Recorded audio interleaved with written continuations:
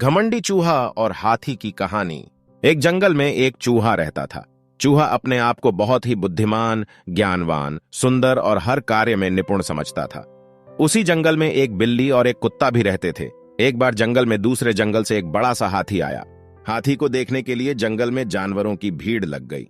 सभी जानवर कहने लगे, देखो यह हाथी कितना बड़ा है, कितना विशाल और कितना ताकतवर है। हम लोग तो क्या, इस जंगल में कोई भी जानवर इस हाथी के सामने कुछ भी नहीं है। जानवरों की बात सुनकर चूहे को हाथी से बहुत ईर्ष्या होने लगी। जानवरों की बात सुनकर चूहा बोला, अरे भाई, इस हाथी में ऐसी कौन सी बात है जो मुझ में नहीं है। इस हाथी के 4 पैर हैं, वह मेरे पास भी हैं। हाथी के 2 कान, 2 आंखें और एक पूंछ है, वह भी मेरे पास है। इसके जैसी लंबी नाक मेरी नहीं है। मेरी नाक तो इस हाथी से बहुत अच्छी है और मेरे कान भी इस हाथी के फावड़े जैसे नहीं हैं। जंगल के सभी जानवरों को चूहे की बात पर हंसी आ रही थी। जानवरों के झुंड में एक बिल्ली भी थी। चूहे को देखकर बिल्ली के मुंह में पानी आ गया। तभी अचानक बिल्ली ने चूहे के ऊपर छलांग लगा दी। चूहा किसी तरह वहां से अपनी जान बचाकर भागा और भागते समय उसके रास्ते में एक कुत्ता आ गया। कुत्ता कई दिनों से भूखा था।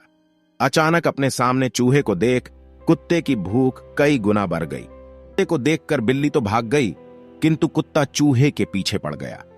कुत्ता ने चूहे पर झपट्टा मारा, किंतु किस्मत से चूहा कुत्ते के पंजे से बच गया।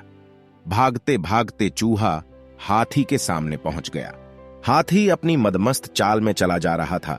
उसने चूहे को पूरी तरह नजरअंदाज कर दिया और आगे बढ़ने के लिए हाथी ने जैसे ही पैर बढ़ाया कि चूहा उसके पैरों के नीचे दबते दबते बच गया।